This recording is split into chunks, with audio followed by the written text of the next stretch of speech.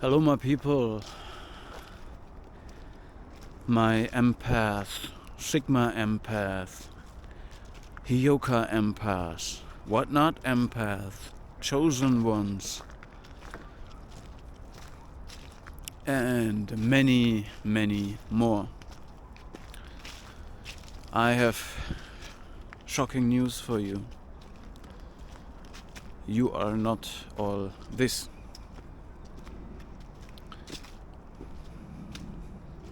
Did that hurt you?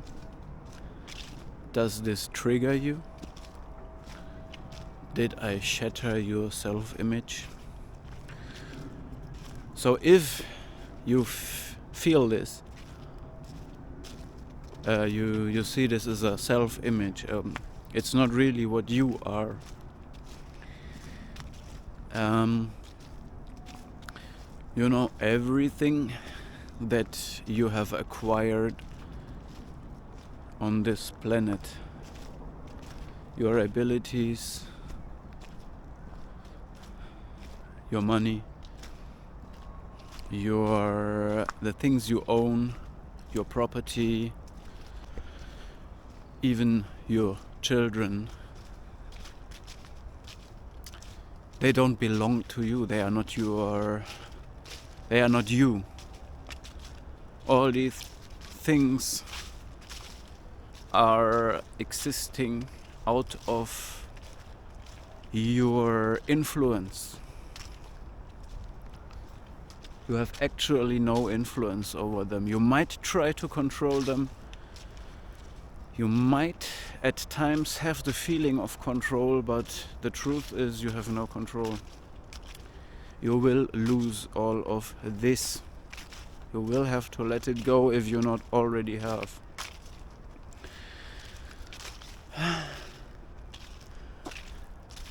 And what is left over if you subtract all the things you can think of, you know? This is you. Take your time and think about this. If you have the ability to do introspection, switch off all the devices you have when you take the time and think about what are all the things you can subtract from your self-image. And this, what is left over, is you. It's a very good exercise to be detached from your ego, and thus it has a lot of benefits. You will not be able to be mentally attacked anymore. Your pride will not make you vulnerable anymore. You can forgive the people who are so stupid to try to hurt your pride, trigger you, and do mind control over you via doing this, you know. In other words, you also get detached from possible attacks, because there is nothing to attack anymore. Nobody knows who you are anymore. Make this exercise. Alright. But all these categories, you know, chosen one, Sigma empath, Hyoka empath, whatnot empath, I told you. They are categories, they are groups, and your self is not ultimately defined by this, okay? You might give people an idea of on which path you are, what you think. Actually, what you think, what you are, or who you are. And you can just for yourself use certain ideas as role models or idols or inspiration for yourself. Like you could also say, or you can imagine what you think who Jesus was or is, and take inspiration from that. It's nothing else than a way to inspire you, yeah. But you are not this, okay? You outgrow all these categories as well. You will be deeper. Your roots will reach deeper than that. Your branches might branch out more. You might be higher than this, wider than these categories. No category will ever fit a person that is completely individual. Again, if you have the ability for introspection. This is not a superpower, but it's a power, I would say. You have the ability to grow from mistakes. You have the ability to grow lifelong, not only grow tall and old, but also wise, and you can even have ideas like wisdom is not everything. It can be your idea to return to a certain state of living affirmative or affirming like a child again. You know, there is no limits.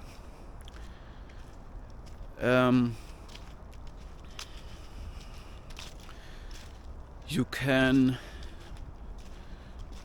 if you can laugh about yourself, you can laugh about others without hurting them.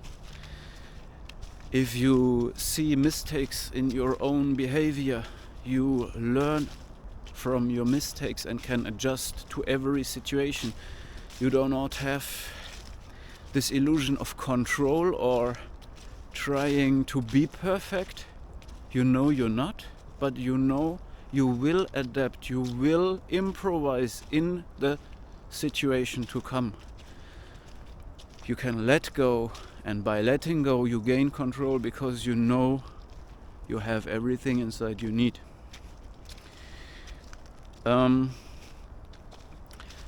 But there are also superpowers probably that you might have, and these go back to your childhood, early childhood. No gang stalkers, that's good. You know, you could have this empathy can be a superpower, and if you have been a little bit of a scapegoat or black sheep of the family or invisible child, rather introverted, or you know, you simply always watch from the outside and you develop that skill because probably your parents or other people, society, there's always expectations, sometimes impossible expectations on your shoulders as a small child, and you had to do the impossible and read these expectations because people didn't tell you, but suddenly they wanted to punish you, or you went through pain because you didn't meet the expectations. So you did the impossible. You read what they wanted from you, you read the mood what they have, you read the motives, and your brain gets trained in this. You know, it starts small and at some point it becomes a superpower. But today, when you reach a certain state of maturity, you will have to learn to control these superpowers, otherwise they can also stand in your way and make problems for you.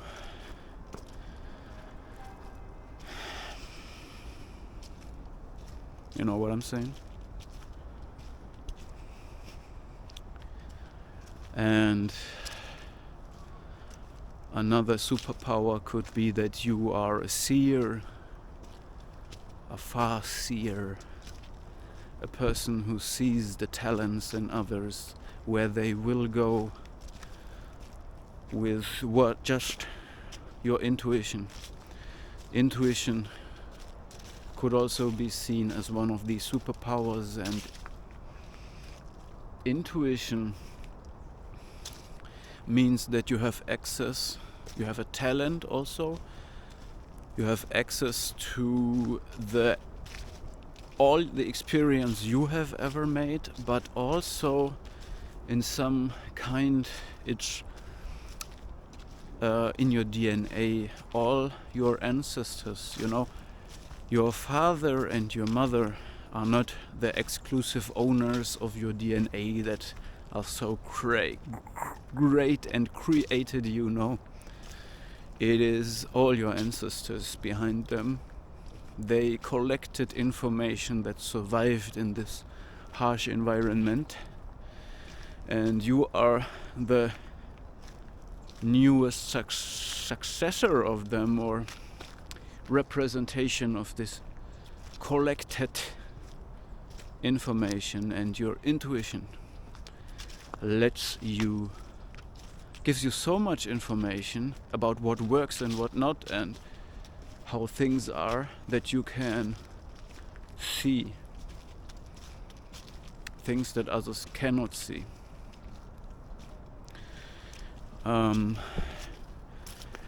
And for me, still, narcissists are a topic. This is why I will also often make these sideways on my videos, because it can always exists this other side. In a video from the last days, I told you about the abilities of some narcissists. They are masterful. They have a superpower with lying, and this starts especially if you are the golden child, and it's a drama. It's what happens to a child when it has to become a narcissist, and because it's a defense mechanism, because the child is abused and tortured in some way, and so it's a terrible thing that happens. But in this case of the golden child, the child is pedestalized, it's put on a pedestal, or the pedestal is put on the child, so the child gets gratification and validation and love whenever it is meeting the high expectations, the impossible expectations of the parents again. So it does not choose the way of empathy at that time, of course not consciously, but another way. And this way is, it starts small again. It finds out, if I tell a great story of how grandiose I am, my parents will light up. They will give me so much love. They will love bomb me. They will put my brain full of dopamine, and I will feel so loved. And then when I come home from school and tell them, hey, I was completely average today, I didn't perform so well, the parents just ignore them, drop them like an object, And then you find out, okay, I have to tell these grandiose stories, and you spice them up a little bit. And so it starts small and then becomes a tragic, twisted superpower at some point, because we are all survival machines, okay? We get good at whatever we do. And while we are on that topic, there is one fundamental difference between empath and narcissist, even though I encouraged you to not let yourself be ultimately defined by a group or category. And you also should always try to, I come back to the point, remember who you really are. And this is by doing introspection, looking back at your childhood. What made you be the person you are? What are your powers? Learn to control them, learn to use them. Because as I told you, these powers and superpowers can also stand in your way, especially if you, let's say you developed this hypersensitivity and reading everybody's mind or feelings. You have to learn to control it. Otherwise, you always take all the emotions of others into you.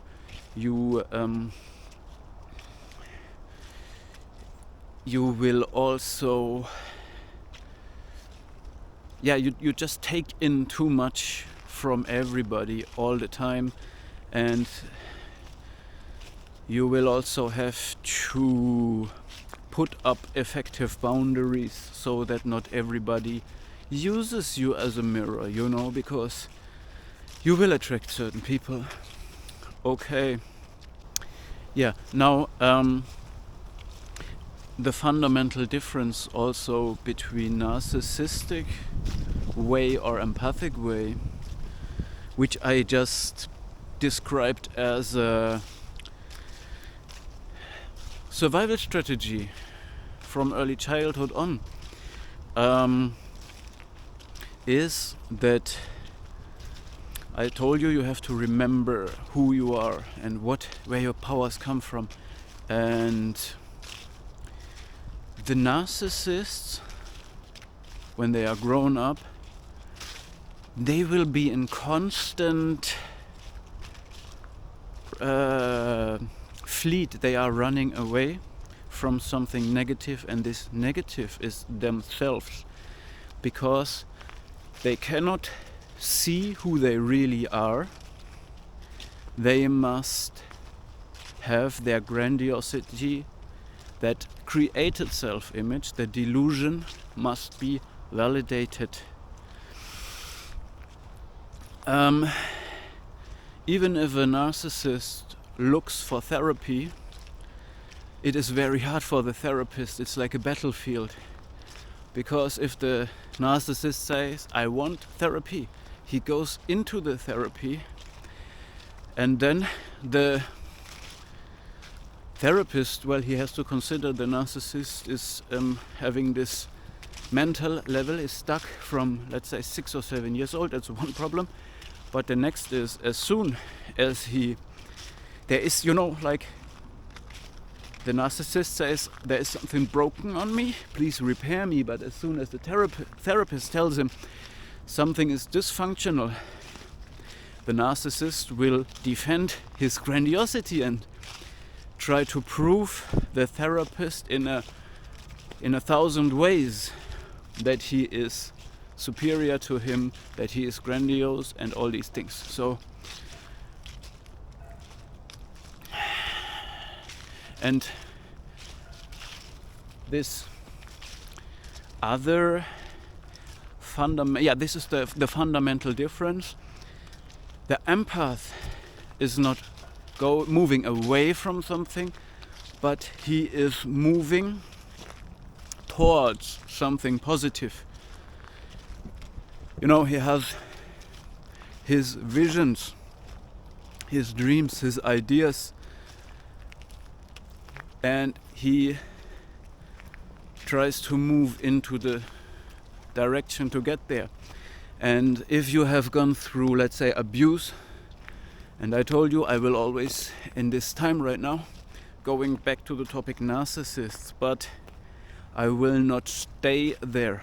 I will not do this forever, because I remember who I really are. And I'm not moving only away from something negative. No. The true direction of me is towards something positive. Okay? So this is something that can help you too, to remember who you are, how you're meant to be. And this is where role models or categories can help you to inspire you, okay? So there is a certain use of them, but you should not be trapped because you limit yourself grow. If you say, I am a chosen one, I am this empath, I'm that, you know, you're not that. You are you. And I gave you this exercise you can do to subtract all the ego. We should do this on a daily basis, actually. And you should also check how much of a self-created image you have and whether it's delusional or not. And for me, one very important thing for how to spot people who I can probably trust is people who can love about themselves. People who can love about themselves and cry for others. It's already two important checks where you can say, okay, this person, you might be able to trust this person.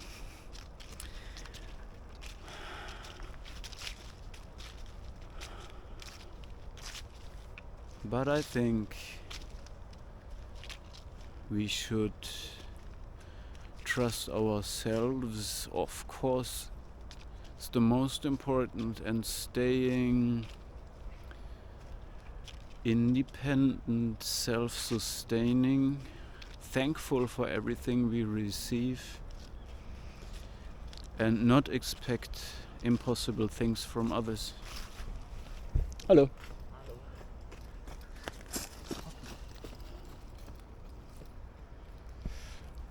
Because if we do it, we force them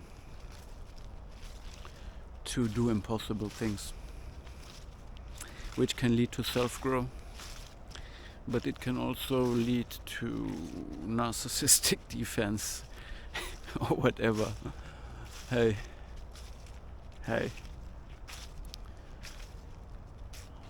we're human after all, so stay human. Remember who you are. Learn to forgive at least yourself for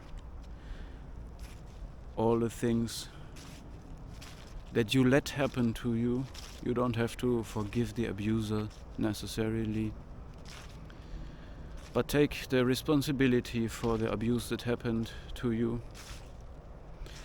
and not let it happen again. And this is all you can do. But there's more.